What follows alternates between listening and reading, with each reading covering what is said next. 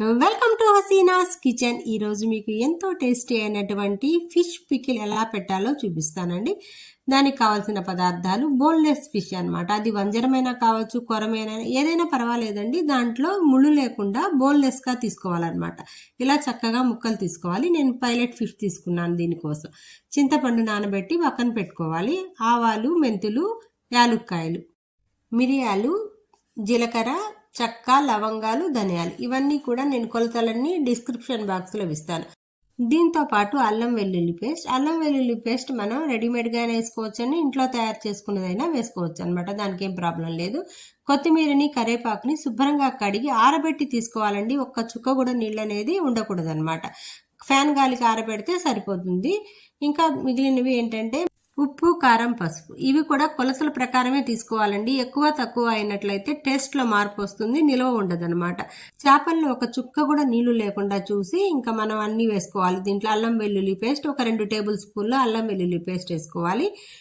దీంట్లోనే ఒక table spoon, ఒకే table స్పూన్తోనే కొలతలు తీసుకోండి. 2 టేబుల్ స్పూన్లు ఉప్పు వేసాను, 1 టేబుల్ స్పూన్ పసుపు వేసాను అనమాట. అదే టేబుల్ స్పూన్తో కారం కూడా వేసాను.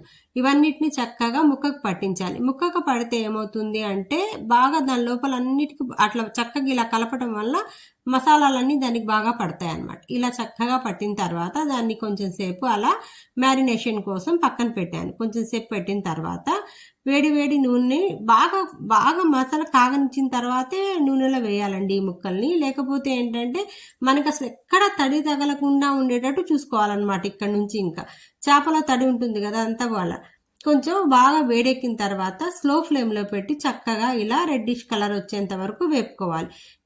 వేపుకునేటప్పుడు నూనె వేడిగా ఉండాలి, కానీ వేసిన తర్వాత స్లో ఫ్లేమ్లో ఈ స్ట్రక్చర్ వచ్చేటట్లు వేపుకోవాలన్నమాట. కొత్తిమీరని, కరివేపాకుని కూడా అలాగే వేసేసి చక్కగా వేపి తీసుకోవాలి. ఈ నూనెలోనే మన దగ్గర మిగిలి ఉన్నటువంటి అల్లం వెల్లుల్లి పేస్ట్ ఉంది కదా, అదే నూనెలో వేసేసి చక్కగా వేపుకోవాలి. దీంట్లో తడి ఉంటుంది కదా, తడి పోవాలన్నమాట. అసలు ఎక్కడా తడి ఉండకూడదు. అప్పుడే మనకి నిల్వ పచ్చడి, ఎన్వి పచ్చడి ఉంటుందన్నమాట.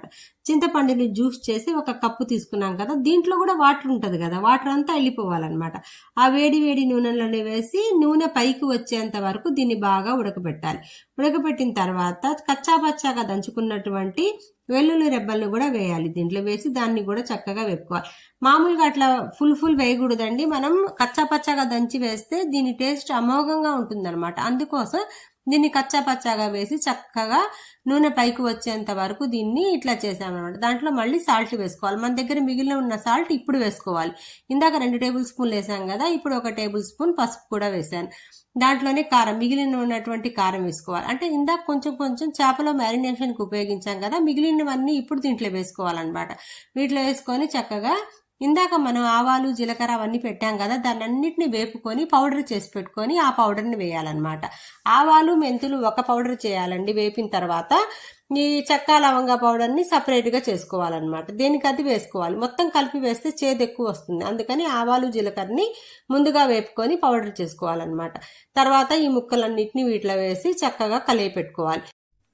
ఇప్పుడు స్టవ్ ఆపేసేయాలండి కలయి పెట్టిన తర్వాత. ఇప్పుడు చల్లారిన తర్వాత నిమ్మరసాన్ని కలపాలి. ముందే కనుక మనం నిమ్మరసాన్ని కలిపినట్లయితే అది విరిగిపోతుంది అనమాట, సరిగ్గా రాదు. ఇట్లా ఇప్పుడు కలపాలి. చల్లారిన తర్వాత కలిపితే దాని టేస్ట్ చాలా బాగా వస్తుంది అనమాట. ఫిష్ పికిల్ రెడీ అయిపోయిందండి. Ready to eat. Thank you for watching. మరిన్ని ఇంట్రెస్టింగ్ వీడియోస్తో మీకోసం హసీనా.